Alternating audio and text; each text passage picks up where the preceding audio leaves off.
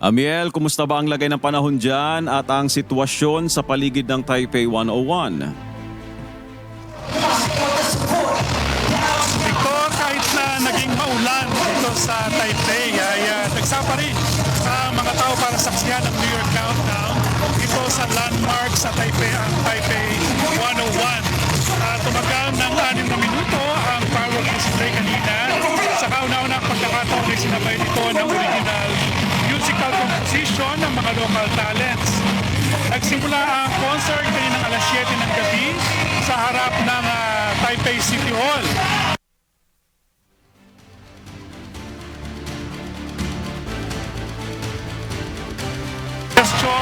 Lalo na sa mga istasyon na malapit sa Taipei 101.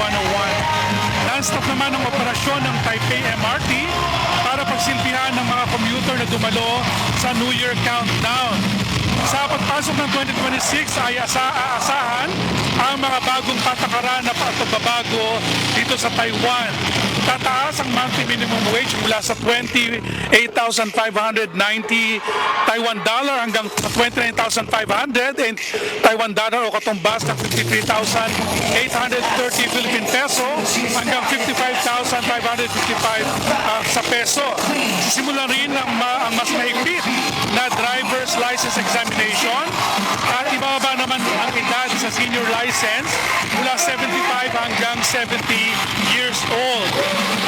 Ilan sa mga pagbabago ito, Victor, ay makakaapekto sa mga manggagawa, sa mga overseas Filipino workers.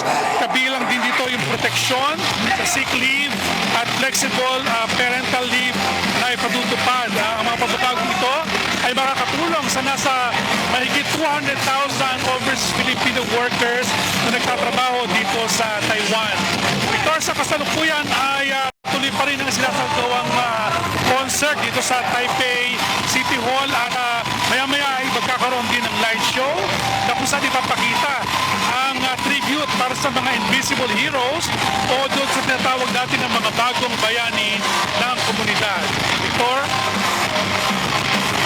Mukhang maingay na talaga dyan sa paligid mo ngayon, ano? Pero pwede mo bang maikumpara yung paano yung celebration between ng mga tao dyan sa Taiwan as compared naman dito sa Pilipinas?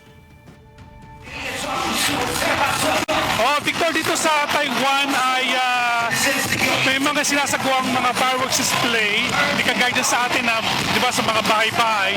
Dito, mga sentralisado, no? Sa isang lugar, kagaya dito sa Taipei City Hall, meron din mga sinasagawang mga fireworks display sa mga malalaking syudad, kagaya ng New Taipei, dyan sa Taichung, at sa Kaohsiung.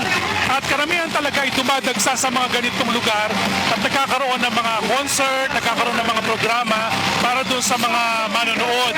At ngayon mapapansin natin, Victor, na unti-unti nang umuwi o dahil nga sa maulang panahon ay umuwi na yung mga nanood kanina ng firework display.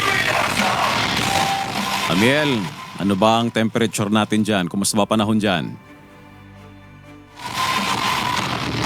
Victor, ngayon ay malamig ang panahon, no? 16 degrees Celsius. Pero mas mainit ito kumpara doon sa mga nakalipas sa taon na nag-cover tayo ng New Year countdown dito sa Taipei.